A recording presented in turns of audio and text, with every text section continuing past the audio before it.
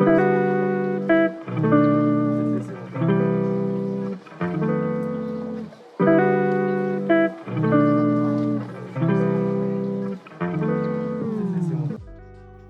to the Floyd Memorial Library Podcast, where we sit down with the people who give shape, texture, and voice to life on the North Fork of Long Island. Some are rooted here by generations, others arrived by chance or choice, but all carry with them a piece of the story. We talk about what's changing, what's worth holding on to, and the currents of history, both quiet and loud, that run through this place. I'm your host, Christopher Bianchi, and for episode 243, we sit down with Ann Hurwitz, an educator and longtime member of the Southold community. Raised in New York City, Ann grew up with a strong connection to her family history and ancestry, while spending nearly every weekend throughout the year coming out to Southold. Her professional life was spent in education, including many years at Bank Street School for Children in New York City, but the North Fork has remained a constant part of her life, eventually becoming a place where she would build a deep community connection and become involved in the life of Southold. In our conversation, Ann reflects on her family history, ancestry, growing up in New York City and those many trips out to Southold that became such an important part of her life. We talk about her career in education, her involvement in the community, what she loves about the North Fork, and her hopes for the future of the place she has known and cared about for so many years. So I hope you enjoy episode 243 with Ann Hurwitz. This episode was recorded July 28th, 2026. Thank you so much for coming on the Floyd Memorial Library Podcast today. It's really great to have you on today. Thank you for having me. Oh, definitely. And now I just wanted to start in the beginning. If you could tell us a little bit about your connection to the North Fork and the area. I know we talked a little bit before and you mentioned how your family came out here. Can you tell us a little bit about that beginning? I don't know how my grandfather come out here. Okay. But I do know my father, as I said, really loved this place. He thought it was really, really beautiful. And we were very lucky to have a house on Southold Bay, right directly on the water. And his favorite leisure activity, as I said before, was fishing. And I was the one who went with him in the family. I liked to go. He had, at that time, a jalopy, which had a rumble seat. Okay. I would sit in the rumble seat, yeah.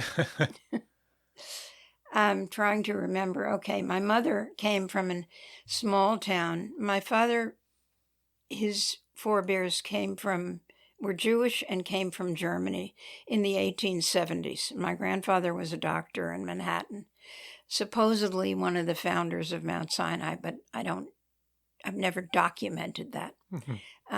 My mother came from a small town in upstate New York, and she went to St. Mary's Episcopal Church in Greenport. She was deeply religious. My father was not. He was Jewish and he was proud of who he was, but he wasn't religious at all in any sense. Yes. They both found their way in this community. My mother had never had been here. She came from a very poor family. Her father was a clerk in a hardware store. And she was a very unusual person. And this relates to something I'm going to say later on, which you may or may not find worthwhile. She went to college, to St. Lawrence University, when she was 15 years old. She never told us how that happened. Someone must have, I'm sure she had a scholarship, and someone else must have supported her in some way.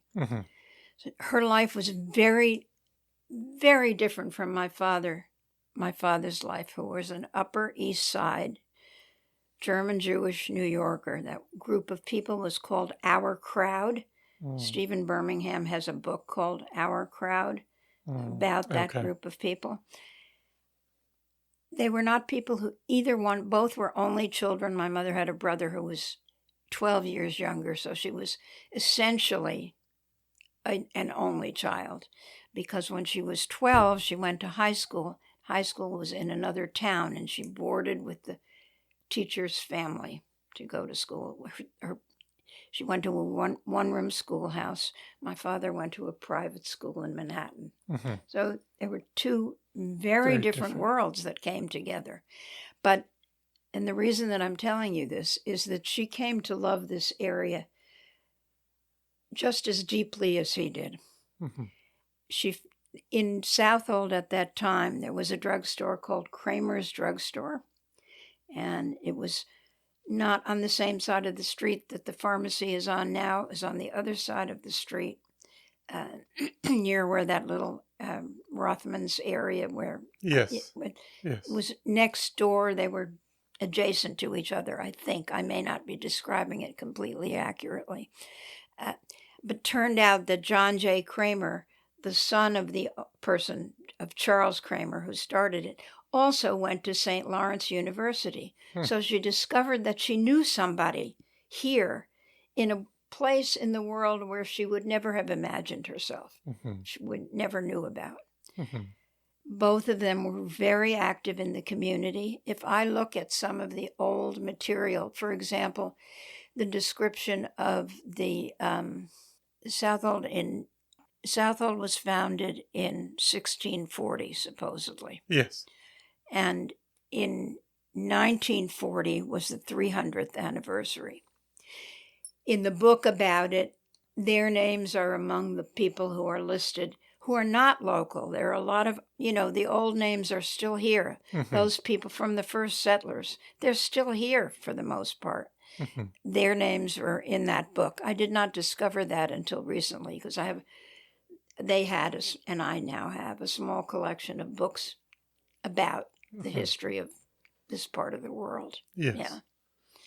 But did you say, is it that your dad came out in the early 20th century? Early 20th century. He fought in the, he didn't ever fight, but he was in the Navy during the First World War. Okay. But he came to love this area out here. Absolutely. And both of them had friends in all parts of this world. I mean, one of my father's best friends, and I was trying to think of his name this morning, was the guy that he got his gas for the boat from. And we were close friends. The guy who owned Wayside Market, he and his wife were close friends. Carl Vail, who owned the automobile in Southold, what do you call it? The automobile? The dealership? Dealership, thank you. That's the word I wanted. Dealership. That was a different level of social class kind of thing. Yes. They were Roosevelt Democrats, both of them very strongly. No, I think also to talk a little bit about you mentioned your early childhood and going through school, but coming out here in the summertime. And can you talk a little bit about the differences of being in the city and then being out here? I loved coming out here. I loved being on the beach. I swam every day. And on VJ Day, my father gave me a sailboat. The friends that we lived on, the other people who we lived on Town Harbor Lane, and a couple of the other families, the kids had this particular kind of boat, and he found the same kind of boat for me. And from that day, I was 13, I think, I sailed until I was 80. As much as I possibly could. Yeah, really. Yeah. And the person who lived on the same street that I lived on, in our 70s, we bought a boat together and sailed together. Yeah. Different from the city, very different. It's harder for me to describe the city than it is for me to describe here. I always knew that when I reached a certain point in life, I would come here to spend the last part of my life, because I love it. I love it. I sort of don't know what else to say at this point about life in the city. We lived in Gramercy Park. Okay.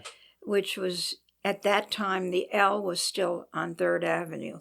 Okay. And not very far. It was only a block away from, we lived between Lexington and 3rd on 21st Street. And I went to the Quaker School Friends Seminary, which was on 16th Street. So we walked to school every day. And that was in the, what time frame? Well, I went there from the time I was in 1st grade until the time I graduated. Okay. So I was born in 1933, and I was not 6 in 1st grade. I was 5 in 1st grade, and then at the end of the year I got to be 6. So we're talking about from the time I was 5 until I was 16, really. And you lived there all that time. That whole time. And... Yeah. And that was a special place to live, actually, Gramercy Park. Gramercy Park was sort of, I never felt elitist in any way, but it's an elitist kind of area that you have to have a key to that park. Yes. To get into it. Yes. But we never had our own key, the building that you lived in. I mean, there were lots of single-family houses around the park, and people had their own keys. But if you lived in an apartment building, you had the key that went with the apartment building, and you could borrow it. But that Gramercy Park was never a place to play. It's paths and plantings, and there's no place to play in the park. There's a statue of Edwin Booth. But as a child, just growing up in the city, were you allowed to... I played outside. Explore? Yes. Kind of. I was walking to school from very early age and using public transportation, not the subways, but the buses. I can remember the first time my father took me on the L. It was Pearl Harbor Day, and I was at a birthday party on the Upper East Side. The Garfunkel twins. Funny. And my father picked me up, and I can't forget the day because all the way home he held my hand so tightly that I've never forgotten it. But he took me on the L and he brought me home on the L, and that was the first time I'd been on the L. Wow. I don't recall the subway at all until later, and I began to explore the city more. My part of the city, that is to say, the Gramercy Park area and the Upper East Side. Yes. That was really the space in which I lived in the city. I didn't live in the Village or on the Lower East Side. And I had never, and this will astound anybody who hears it, I taught at a college called Bank Street School of Education, which at that time was on Bank Street, but when I taught there, it was up on the Upper West Side near Columbia. And until I had advisees in schools in Brooklyn and the Bronx. I had never been to Brooklyn in my life until I was probably in my 50s or 60s. Literally. I mean, maybe I had gone through Brooklyn, but I had never actually been to Brooklyn and explored Brooklyn. It's so weird to me. The first time I was married, I had been teaching in a publicly funded daycare center in the Bronx. And I was married twice. And the first time I was married, we had an apartment in the Bronx. So I did get to know the Bronx. Both my husbands came from the Bronx. Okay. But before talking about more the North Fork, I was curious, because you said you went to a Quaker Mm-hmm. school, but coming out of there, what were you thinking in terms of a career or going Oh, into? there was no question what I was going to do. At one, Quaker schools have the students go once a week to a Quaker meeting in the school, and Quaker meetings are silent, but sometimes there's somebody who comes to speak. And one of the occasions, somebody came and talked about a new program that was starting in Manhattan. And remember, this is the 1940s at the earliest. This is not at the earliest, it was definitely the 1940s. About the new program for after school care, continuing education for kids in public school, and that they needed volunteers. And I volunteered and went to a second grade on the west side, not that far from where I lived, but in a completely different part of where I lived. Mm-hmm. It was very different. And that changed, I would say that changed my life because I felt needed for the first time in my life. I didn't, I didn't have a goal or a sense of who I would be, really. Mm-hmm. But once I started doing this, there was no question. And I pretty much followed through on it. Bank Street is the prime school for progressive education in the United States. Mm-hmm. Going way back. Going back to that, I don't remember exactly when it started, but it was probably not much before the 1930s. Mm-hmm. I know my high school boyfriend went there before he came to, and so and he arrived in ninth grade, and that would have been the late 40s, so it probably started in the 30s. Mm-hmm. But were your parents supportive in your education? Both my parents were very well educated. My mother was very well educated, and she was obviously extremely intelligent. My father had, as I said, his father was a doctor, and he, although he went to the prime Upper East Side public school for elementary school, he was accepted in one of the special public schools for high school, and his father wouldn't let him go. His father insisted that he go to private school. And so my father he refused to go to college. He refused. And he was so well educated and so intelligent. I mean, he mostly was interested in mysteries, which we all read in our family, but he read history all the time. Mm-hmm. History of the United States as a whole and New York in particular. So I knew I always knew who the mayor was. He read 3 newspapers every day: New York Times, the World, the Herald Tribune, and the afternoon paper, the Telegram. And he read them every day. He read the comics and the news. You would see him just go through This is really amazing because I'm remembering things as I'm speaking that I haven't thought about in a long time. Mm-hmm. And it was a family who read constantly. We all read all the time. And I knew where the library was near me. It was closer to the East River. It was on 22nd Street, if I'm not mistaken. I can't remember. It had a particular name. Mm-hmm. I can't remember. It's probably still there. Yes. I'm sure it's still there. Yes. Those were all, I think they were all Carnegie, right? Many of them. Build? Yeah. Many of them were. Yeah.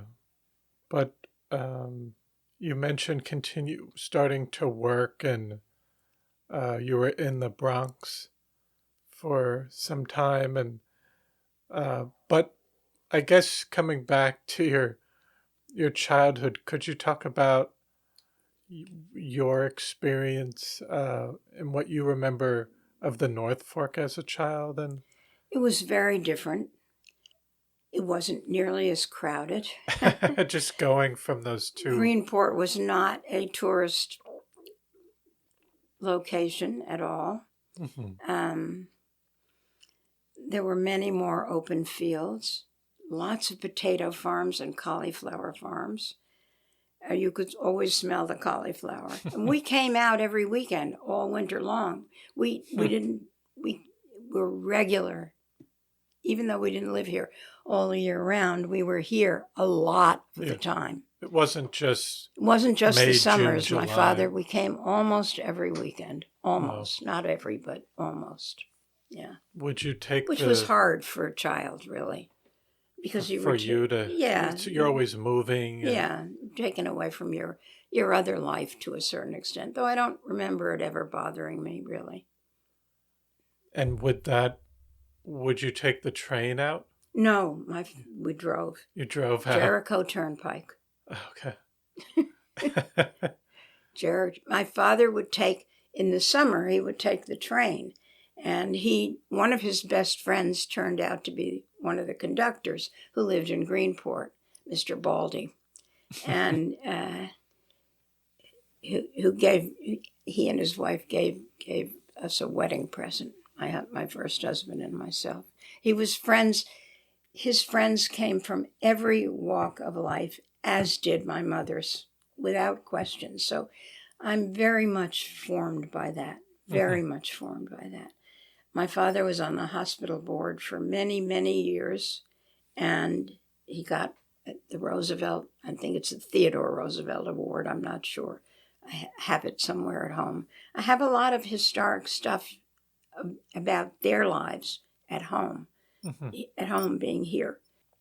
And my mother was either the first or second board president of CAST. Wow. Yeah. Consequently, if my mother did something, that meant I was never, ever going to do it. I'm telling you about a relationship when I'm saying that. Yes. If my mother wanted me to do something, that meant there was no way I would ever do it, period. My relationship, my father, I was very close to my father, as I was the one who went fishing with him. And whatever happened to me in my life, whatever trouble I got into, and I was the kind of kid who did get into trouble, he always got me out of it. Yes. Whereas my mother was out, she was president of a board on a settlement house on the Upper West Side. She was on the board of Protestant welfare organizations. She was asked to be president of Girl Scouts of America and turned it down, and instead became the international commissioner for Girl Scouts and traveled all over the world. I give my father huge credit for being supportive of all the things that she did. Yes. But you also mentioned before we were recording that because in Manhattan you got out of school earlier, sometimes you would have to go back to school. We would, here pop us right into the public school in Southold. But as a result, again, this is something I came to appreciate over time. I knew people that I would not have known otherwise. I had friends I would not have had otherwise. It put you in that position to interact. I think she always wanted us, and I'm sure of, to not be stuck in one class, and my father was the same way. He was very Catholic in his tastes. Although he was Jewish, he never... Did I know there was a synagogue in Greenport? Anyway, and I didn't convert until my second husband was he taught Greek and Latin at City College in New York, and anything related to Greek and Latin. He was also a Reform rabbi. And when we came out here more regularly, he and I converted before I married him, and it's something I happen to feel very, very strongly about. I do study a lot. I'm really interested in Judaism. I'm interested in all religions, but I'm particularly interested in Judaism. And they chose to honor me. I was turned it down a couple of times before. I'm sort of the chair of the education committee, and I've done certain things that I'm proud of doing. I'm glad that I did them. It didn't take any special work either on my part, which was also good. That community is very supportive of me personally. That's where most of my friends come from now. Most of my friends are gone. I mean, really, I look in the New York Times every day. If they didn't leave before COVID, die before COVID, they died during COVID. I was lucky because that's why I left that's actually why I left the city. Really? I had moved back to the city we lived in New Jersey, and I moved back to the city. But the synagogue is and we have a wonderful new rabbi. He's really, he's wonderful. He's also a trip. He's wonderful, but he's a funny guy. He's really good. He's really, really good. He's somebody I can learn from, and that's what I care about, really. So it's good. Definitely. But you mentioned you would be in Southold, but you would also come over to Greenport throughout the summer. Yes, because my father had his boats built and why can't I remember the name? He was a major boat builder back on the other side of Main, behind Main Street there. It's a name, Briggs comes to mind, but I don't know that that's the correct name. Bam? No. I actually have pictures of myself christening one of his boats and my sister christening one of his boats somewhere. I know where all these things are. They're in the attic, but they're there. Yeah. But what did you think of Greenport? Because that was the 40s and 50s. It was we went, our doctor was Dr. Stevens, who was in Southold. Southold was, and he had a little black bag, and he'd come to the house. Yes. And here, I remember once going to Micah Kaplan's father, William Kaplan, and it was fascinating because it was different in the city. I came from, my grandfather was a doctor, and he was fairly well thought of in his profession, I'm pretty sure, though I don't have anything to prove it. He mixed the medications.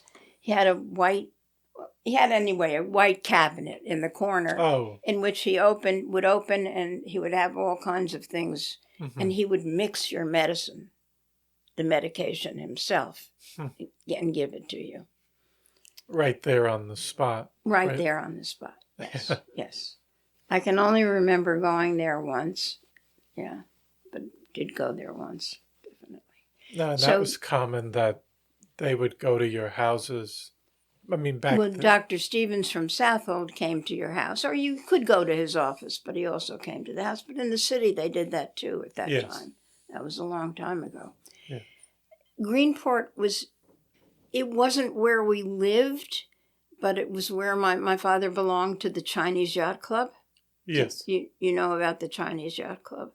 I've heard some people mention. Chinese Yacht Club was a men's club, and once a month, one of the men made dinner for everybody. And I think the wives were included in the dinner. I'm almost positive, but I don't have a way to say that I'm 100% sure.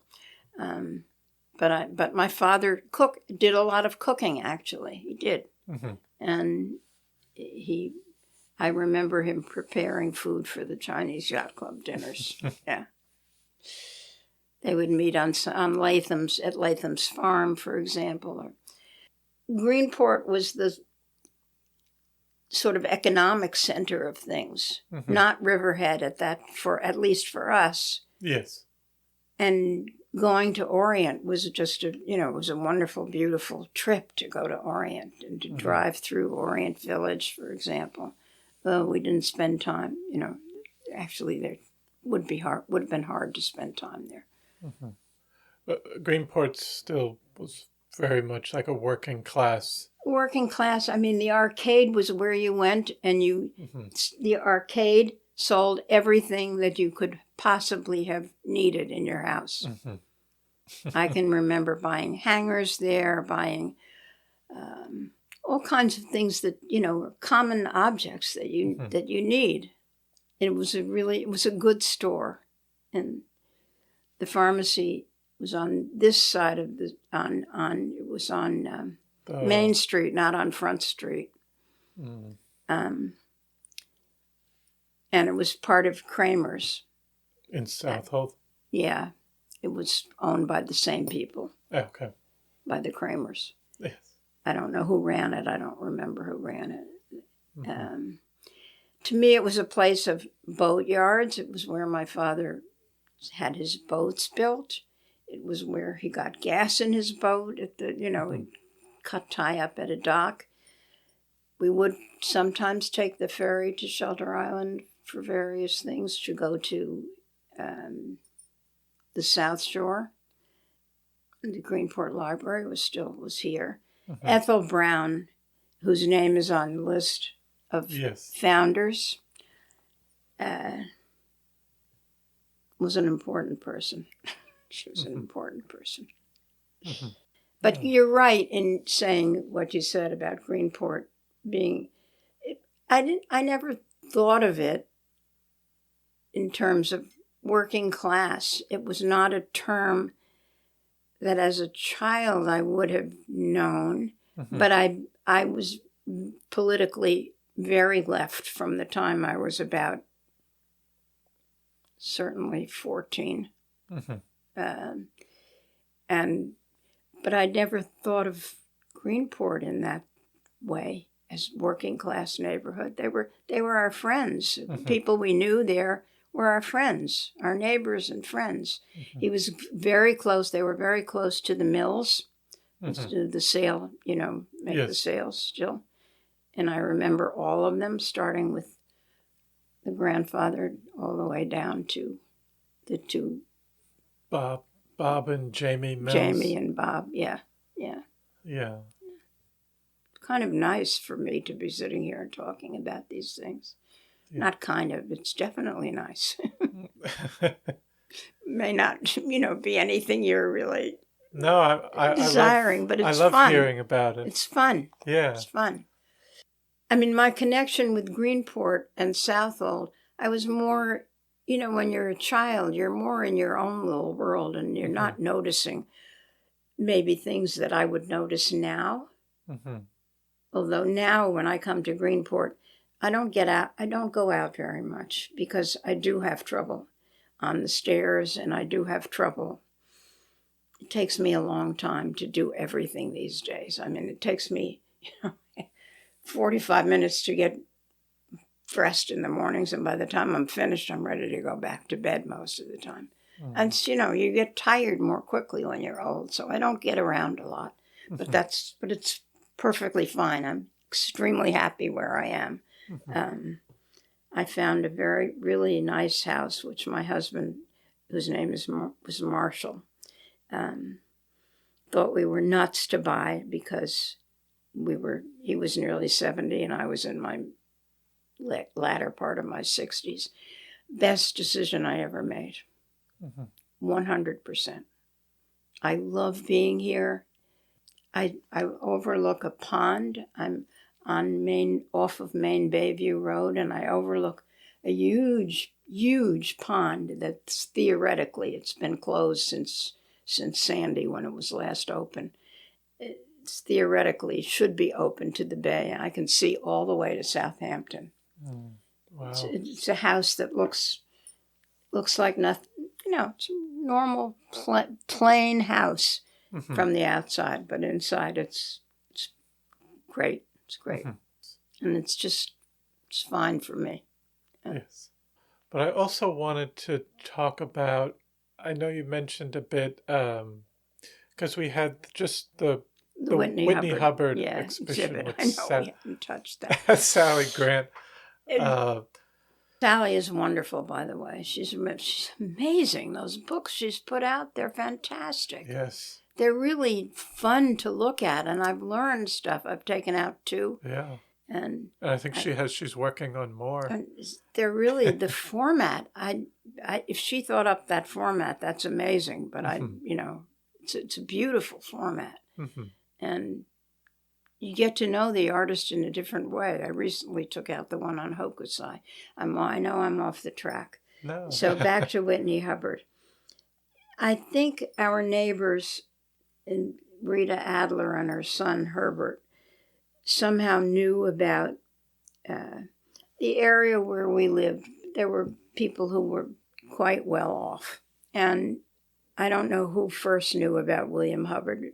Quite possibly my mother, who was interested in many, many different things. And she thought it would be nice for us to learn how to paint. And I think I don't know how many times we went out with him. I know I surely did not go more than twice because I had to be at least 10 or 11, and I was already on the way moving in my own personal direction, whatever that was at the time. But I do remember going, and she framed that little painting that I brought with me. And I remember him as a small man. And, when I see a picture of him, yes, I recognize him. I don't remember ever meeting or knowing his wife in any way. And I don't think my mother or my parents did. My father wouldn't. This wouldn't have been part of his life. And she painted. My mother painted, and I have things that she painted. And my sister did also. I don't think we went out. If the number of times was 3, 4 at the very most. It was over at his house? You didn't paint anything outside? We painted out of doors. Outdoor, okay. Out of doors. But I know our neighbors, Rita Adler and her son Herbert, had a number of Whitney Hubbard paintings that I think are still in the house, although both of them are deceased. I think one of the relatives has bought that, is using the house now, and I don't know what's become of the paintings. No, but I think that was great to have that exhibit and have you be a part of the... It was such a surprise to me because I have a sort of stand when you open the front door where I have a lot of things, and the painting is one of them. And I was, very delighted to see that you were having a Whitney Hubbard exhibit. And I hadn't realized really the amount of work he did and how interesting some of it was. Really. I mean, there was quite a bit of some diversity in there. Yeah. And a lot of, there's a lot about Greenport's history in those paintings. And I think if I were looking at them now, I could say, oh, I remember this building and this store, or whatever it was. That kind of stuff. Yes. But I didn't do that at the time. Yeah. And would you go to places like Mitchell's Restaurant or Claudio's? No, we never went to Mitchell's. My father, I think, had a thing about Mitchell's, and I don't know why. We went only to Porky's, Porky's was on the North Road. At the end of Main Street on the North Road, what we call the North Road. And you turn and you make a right turn there, and it's on the other side of the street. Where I think it's the Lynn House now, but I don't know what it is now. We ate at Porky's regularly. Yes. Never on a weeknight when there would be too many non green, too many outsiders. Outsiders. It was he only wanted to eat there. Sometimes he came on a Thursday. We would eat it at Porky's, but Porky's was a favorite. My mother loved certain food, and he loved certain food, and there were two different things, and I can't remember which is which at the moment. Mm-hmm. And we liked it too. Then we ate at a little place. My mother played golf a lot when it was first started, Island's End, and the shack that's there. We used to get food there. We only bought our fish at Braun's because Southold Fish Market didn't exist in those days. Mm-hmm. But Braun's was where we bought the fish, and we went to Peconic to Mrs. Cull's garden. She would pick the potatoes, whatever we wanted. And my father did this. Mm-hmm. The first corn eating was very important to him. The food here was the best anybody had ever eaten, anybody had ever made. He loved the food here. We ate a lot of fish. We caught a lot of fish, and he would leave fish going down our street. What we weren't going to use, he would leave some for everybody on the street. There's kind of that, you could just, everything you see was growing out here, and you can get it fresh, whereas probably, not to say you can't get that in the city, but it just feels different out here. You can get it in the city now because there's a guy from Peconic who comes every week on the Upper West Side and sells fish and yes, yeah, I can't remember brings who that it is. Into the city. Yeah. Right, and yeah, everybody sells stuff to New York City now. It's different. It's a foodie place. Yes, which I cannot take advantage of because I have certain physical issues that mean I eat the exact same food I don't mind it. Food tastes good. I don't care. It makes my life easier.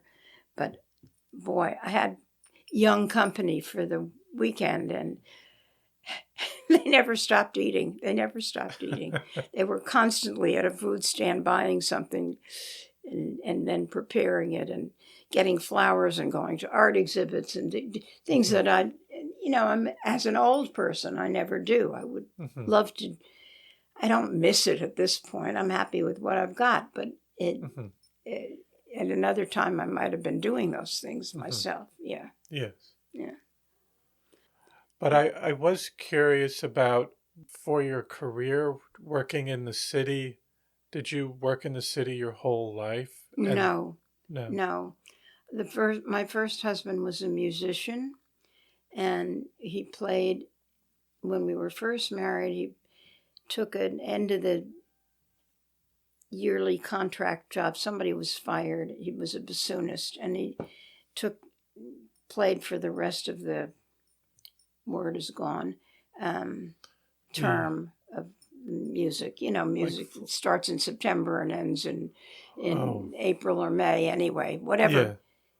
And so he went to Houston for a few months, but then we moved to Cleveland, and he played under Zell, from which he was fired because Zell said, no, and he was the second bassoon, you have to play this a certain way. And my husband was a very difficult person.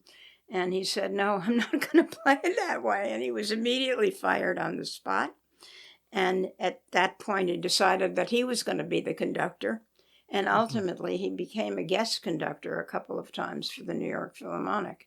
And a couple of times, listen, when I get up in the morning, I turn on WMNR.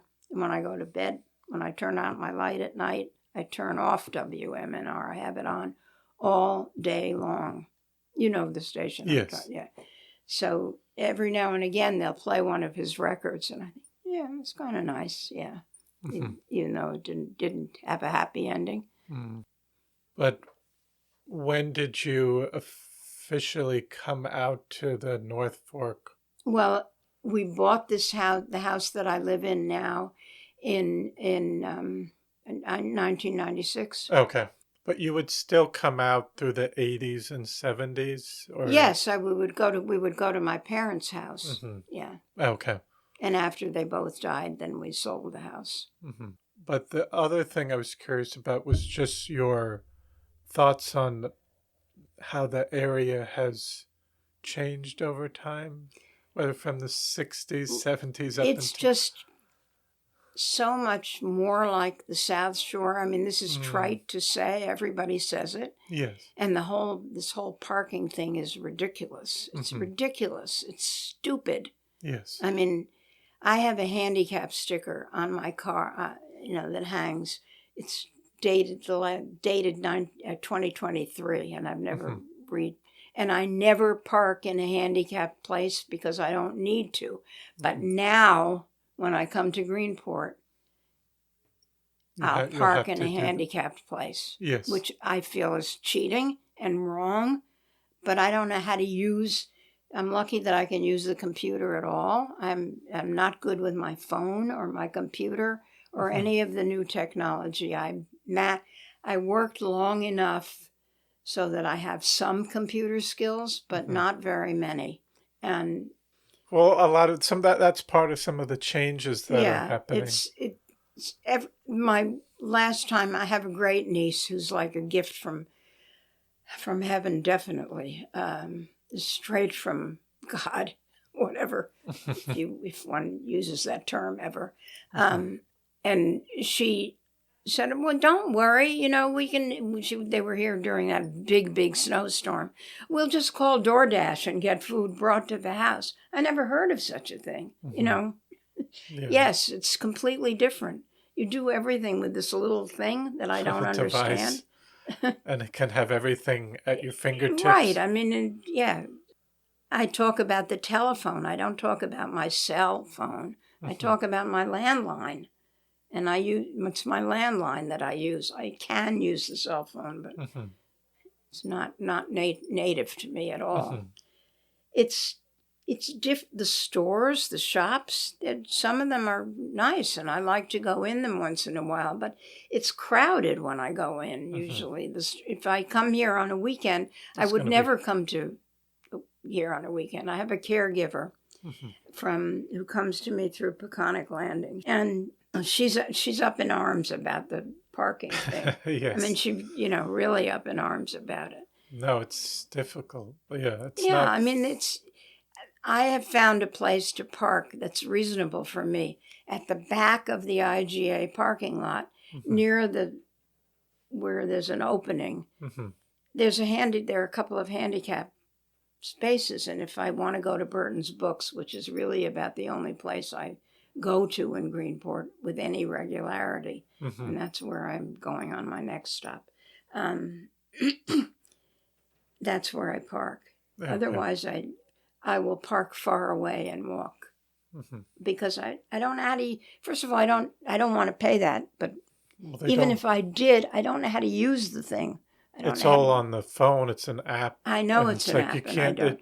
Somebody would have to show me, and once they showed me 2 or 3 times, I'd get it. Yeah. But it's annoying. It's also, it's just different. But it's one thing that's very good. When I was a child, African American people of color did not sit downstairs in the movie house. They had to sit upstairs. When I was a kid, you couldn't smoke downstairs, and I smoked when I was younger. Not very much, but I did smoke when I would sit upstairs. And that was appalling to me. Even then it was appalling to me. And there's more, not complete by a long shot, because now it's the immigrant population that's most prejudiced against. And I called the police, not recently, but maybe 2 or 3 years ago, because something I saw someone do that I thought was really wrong in relation to the immigrant population. I mean, they're the largest population in the Greenport school. The largest population in the Greenport school. And over time, over history, I mean, I can assure you that the Polish people were very much discriminated against earlier on. Yes. And now they're not. They're Krupski, they're, like everybody else. Yeah. Khrushchevsky, my caregiver, she also comes from old stock, from like Halleck, Yes. early stock. But and her kids are all colors. She has Yes. 9 grandchildren, all different colors. Mm-hmm. And it's different, but it's not completely different. Mm-hmm. It's not completely different. Some of them, it's just you see a lot of things repeat themselves. Yeah. I mean, in 20 years from now, maybe not 20 years, it might take a little longer, it won't be Al Krupski who's supervisor. Mm-hmm. It'll be Carlos Lobato, my neighbor, who'll be supervisor. Yes. Not him personally. Yes. It will change in Yes. that direction. It will have to. It Yes. will have to. No, definitely. Yeah. God willing. I mean, really, if we make it through the next couple of years, Mm-hmm. which we might. Yes. It's a scary thing to think about. It's really scary to think about. Really scary. I'm trying to think of better answers to your question about Greenport. To me, it was just a quieter place and Mm-hmm. more of a boating place than. It's not that it's not a boating place now. It is, Mm-hmm. but not in the same way. And it's changed economically, the fishery, and that's not there as much anymore. It's more of the tourist. Not that there hasn't been tourists here, but that's been more. There was never a hotel anywhere. There was Townsend Manor, Mm-hmm. for sure. That goes way back. But I don't remember a lot of the other places. There was a big place on Shelter Island that burned down, I think. There was nothing in Southold. Mm-hmm. And there's and this of course is a good thing, a much larger gay community. My God, a gay community in Greenport? Mm-hmm. Holy mackerel, Yeah.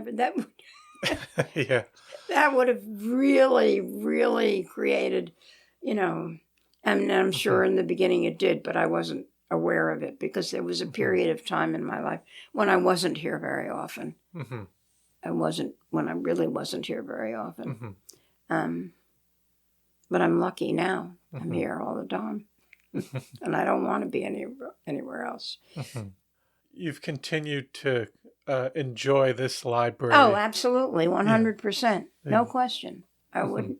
You do a lot of interesting things. Mm-hmm. That people aren't aware of. And if I have a chance, I make them aware of it. Believe it. But I think You gave me an hour of fun. You gave me an hour of pure fun. Yeah. Really. Thank you. No, that was fun. I want to thank you so much for taking the time. Not a problem. Well, I hope you enjoyed episode 243 with Ann Hurwitz. I want to thank you for listening to the Floyd Memorial Library Podcast, and we'll see you next time.